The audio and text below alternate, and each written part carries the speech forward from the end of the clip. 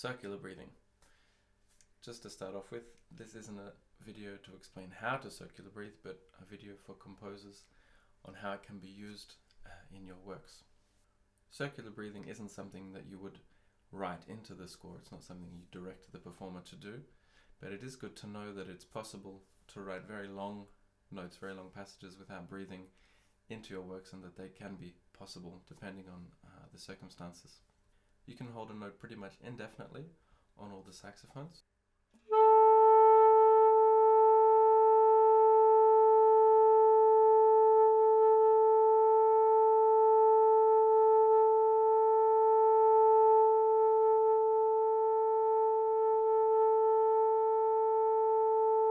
But you can hear, even in that example, that there are some little wavering bumps in the sound, and that's going to come out when the note is exposed out in the open. But circular breathing can be done also when there's many notes, and that hides it really well. So if you're writing something that goes on and on and on with notes over and over and again, you shouldn't be worried about performers being able to hide the circular breathing in something like that.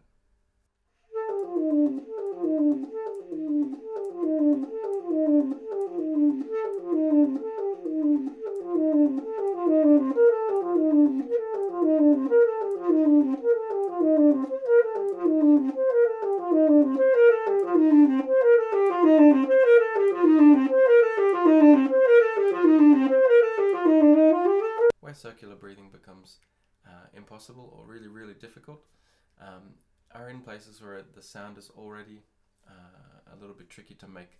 So for example, in the third register, in the altissimo, it's not really possible to hold those notes using circular breathing, because when you do circular breathing, you change your tongue position, your voicing, to kind of accommodate the air moving in and out. So when that voicing is really being used, for example, for altissimo, or holding particular notes in a multiphonic or a split tone, then it's not really possible to do both of those things at once. It is possible to articulate and circular breathe at the same time, but it is quite difficult.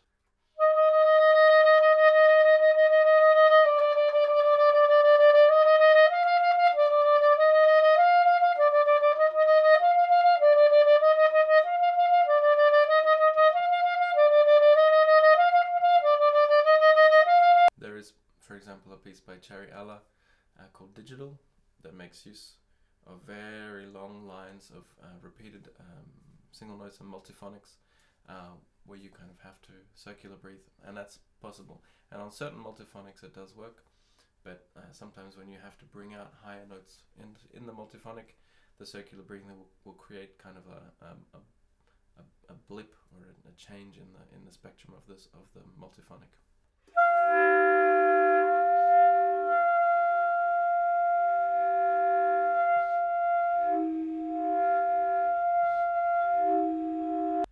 There, for example, it makes that multiphonic very unstable, but there are others that work okay.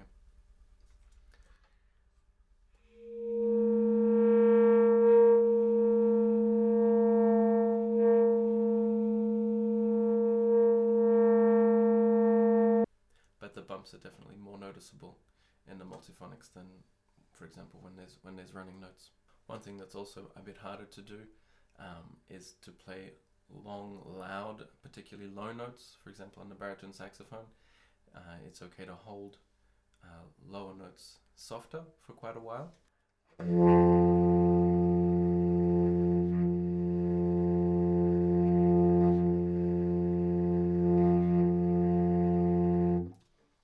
But as soon as you make that, for example, fortissimo, it's going to be very difficult to hold it for a long time, because you're trying to keep the dynamic using only the air that's in your cheeks for a very short time, so it's always going to fall down a little bit.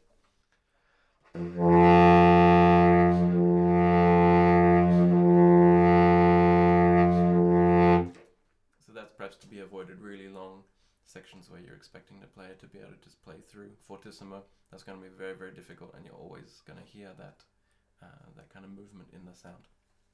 So don't be afraid to write passages where you expect the performer to play right through without breathing. A lot of the time it is possible, but you don't need to write that in. The performer will decide that on their own, every player has their own different breath capacity, and they can play for longer or shorter amounts of time depending on their own physical capabilities, as well as the setup on their instrument and the different instruments they're playing. So don't worry about writing that, but these things are possible to incorporate into scores. Thanks for watching. Make sure to like this video, subscribe to the channel for more videos like this, and put in the comments the piece that you're working on that this video has helped you with.